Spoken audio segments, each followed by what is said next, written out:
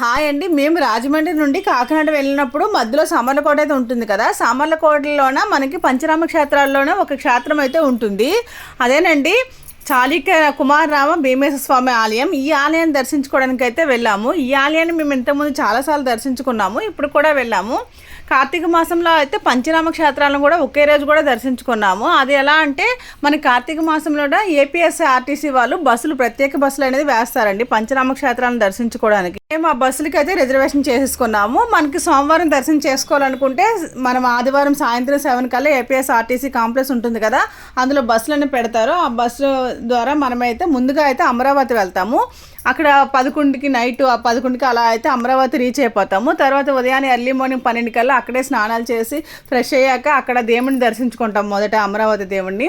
ఆ తర్వాత మనం భీమవరం, పాలకోలు, ద్రాక్షారామం దర్శించుకున్నాక లాస్ట్లో అయితే ఈ సామర్లకోట వచ్చేదే ఇక్కడ దర్శించుకుంటాము. మేమైతే సామర్లకోట వచ్చేటప్పటికి ఇంకా 15 మినిట్స్ ఉందన్నమాట 12 అవ్వడానికి. ఇంకా ఒకే రోజులో 5 క్షేత్రాలను దర్శించుకోవాలి కదా, అందుకని మేము ఇంకా బస్సు దిగ్గానే రన్నింగ్ రేస్ పెట్టినట్టు పరిగెట్టి వెళ్ళి తొందరగా వెళ్ళి ఆలయాన్ని అయితే దర్శించుకున్నాము. పురాణాల ప్రకారం పంచరామ క్షేత్రాల పుట్టుకకు చాలా కథలే ఉన్నాయి. అందులో ఒకటైతే క్షంద పురాణంలోని తారకాసుర వధ. హిరణ్యకశిపుని మనవడైన తారకాసురుడు శివుని కోసం ఘోర తపస్సు చేసి పరమేశ్వరుని ఆత్మలింగాన్ని వరంగా పొందుతాడు. ఒక బాలుడి చేతిలో తప్ప తనకు మరెవరి చేతిలో మరణం ఉండకూడదని కోరుతాడు.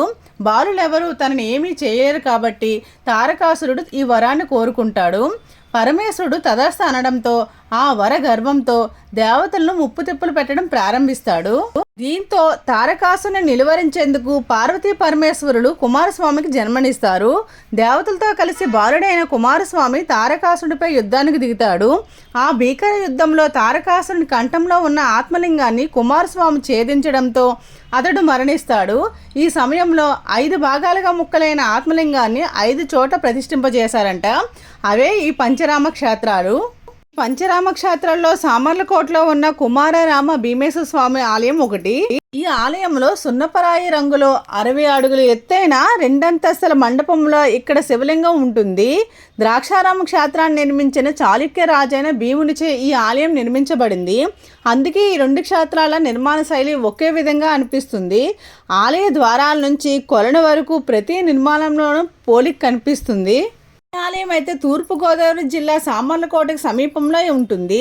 సామర్లకోట రైల్వే స్టేషన్ ఈ ఆలయానికి చేరువుగా ఉంటుంది.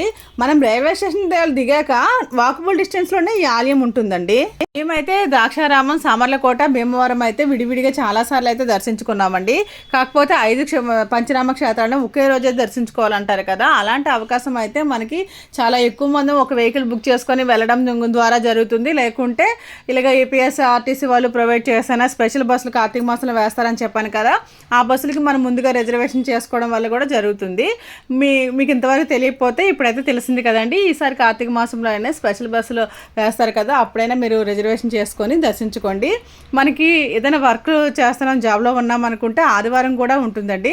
అంటే మనం ముందుగా రిజర్వేషన్ చేసుకుంటే శనివారం మనకి నైట్ 7 గంటలకి అనేది కాంప్లెక్స్లో బస్సు ఉంటుంది. తర్వాత ఆదివారం దర్శనం చేసుకొని వచ్చేవచ్చు. సోమవారం దర్శనం చేసుకునే వాళ్ళు సోమవారం కూడా స్పెషల్ బస్సులు వేస్తారు కదా, ఆ బస్సుల ద్వారా వెళ్ళి దర్శనం చేసుకోవచ్చు.